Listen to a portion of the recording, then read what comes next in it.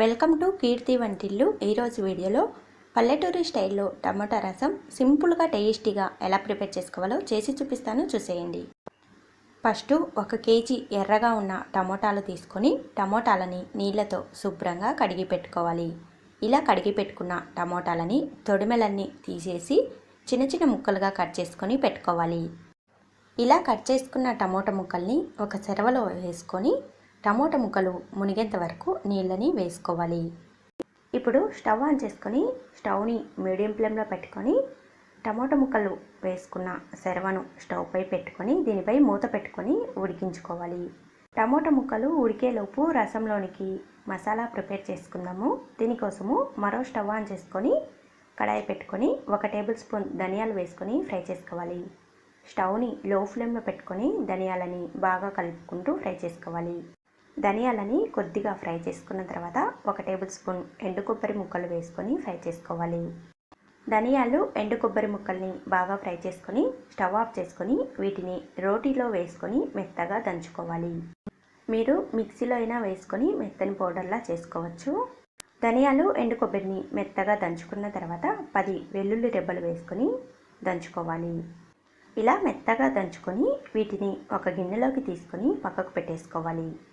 ఇప్పుడు టమోటా ముక్కలు ఉడికాయో లేదో ఒకసారి చెక్ చేసుకుందాము. టమోటా ముక్కలు కూడా మెత్తగా ఉడికిపోయాయి కదా, ఇలా ఉడికితే సరిపోతుంది. స్టవ్ ఆఫ్ చేసుకొని ఈ సెరవని కిందికి దింపుకొని చల్లారి పెట్టుకోవాలి.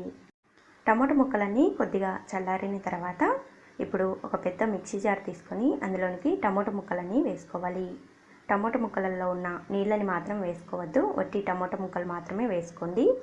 ఇలా టమోటా ముక్కలన్నీ మిక్సీ జార్లో వేసుకొని మెత్తని పేస్ట్లా గ్రైండ్ చేసుకోవాలి.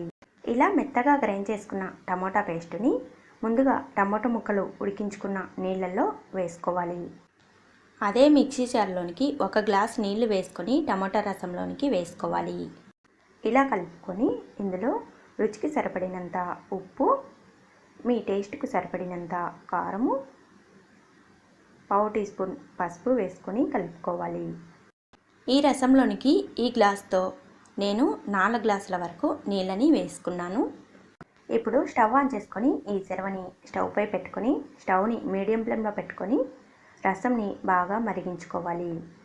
టమాటా రసంని ఇలా 1-2 పొంగులు వచ్చేంత వరకు బాగా మరిగించుకున్న తర్వాత ఇప్పుడు ముందుగా దంచి పెట్టుకున్న మసాలా పొడిని వేసుకోవాలి. మసాలా పొడి వేసుకున్న తర్వాత టమాటా రసంని స్టవ్ని లో ఫ్లేమ్లో పెట్టుకొని 5 నిమిషాల పాటు మరిగించుకోవాలి. 5 నిమిషాల తర్వాత ఈ టమాటా రసంకి పోపు పెట్టుకోవాలి.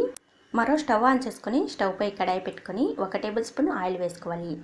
ఆయిల్ కొద్దిగా వేడైన తర్వాత కొద్దిగా ఆవాలు, జీలకర్ర వేసుకొని ఫ్రై చేసుకోవాలి. ఆవాలు, జీలకర్ర కొద్దిగా ఫ్రై చేసుకున్న తర్వాత కొద్దిగా కరివేపాకు వేసుకొని ఫ్రై చేసుకోవాలి. ఇలా ఫ్రై చేసుకున్న పోపుని టమాటా రసంలో వేసుకొని స్టవ్ ఆఫ్ చేసుకొని టమాటా రసంపై మూత పెట్టేసుకోవాలి. అంతేనండి, సింపుల్గా టేస్టీగా ఉండే టమాటా రసం రెడీ అయిపోయింది.